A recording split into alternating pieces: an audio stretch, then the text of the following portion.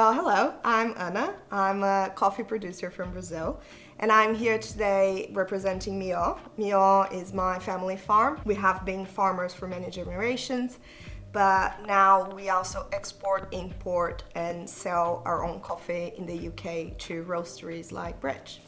I was introduced to Bridge through a mutual friend, and I think the first meeting was already with Max and Daryl. We cut some coffee, and I think it was supposed to be a 1 hour meeting, but we ended up spending 3 hours together just chatting coffee, discussing the many different ways of trading coffee, and we immediately saw that there was a connection there on the way we think coffee and the way we think the future of the coffee industry. And it became pretty obvious for both sides that it was the way forward, was to work together and become partners. The farm spans for a total of 1,400 hectares, but we only have coffee in 300 hectares of the land. And we make sure to have the same amount of native forest as we do of coffee. So we also have 300 hectares of native forest reserve, which is really untouched.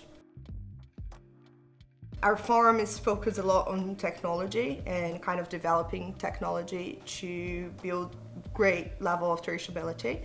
And traceability is not just to talk about our coffee, but also to give us enough knowledge on our own coffee to improve, right? It's the only way to be able to move forward, is to know what you're doing and how to get it better. We also take care of exportations ourselves. We then take care of shipping as well, importation, warehousing in the UK, and delivering to the roasteries that buy from us.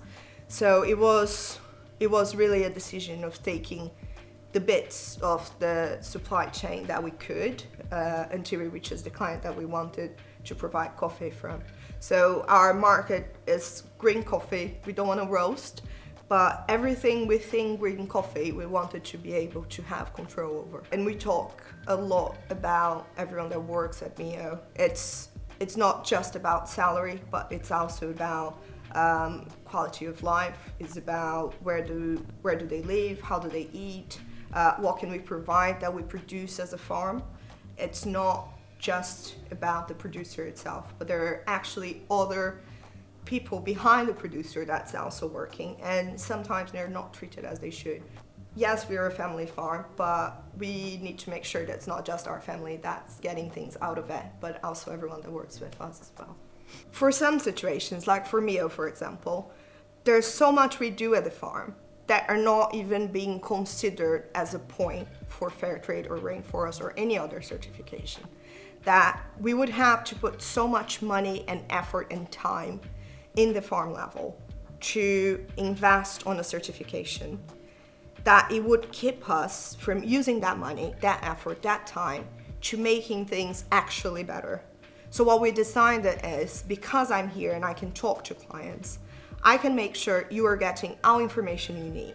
And that information, if you look at it, it's actually better than what's asked from us from rainforest or fair trade. So our effort is to keep doing better and better and keep sending that information across. And that's why direct trade is so useful for us, because I can be here talking to you, telling you every single information you need to have, and making sure I'm even better than any certification will be.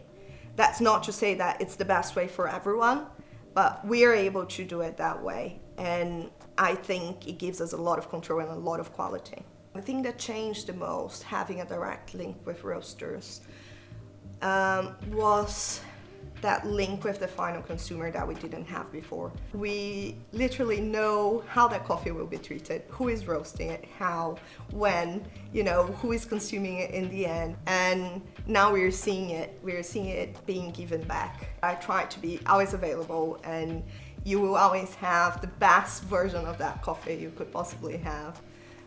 So I think that would be the main goals to keep looking at.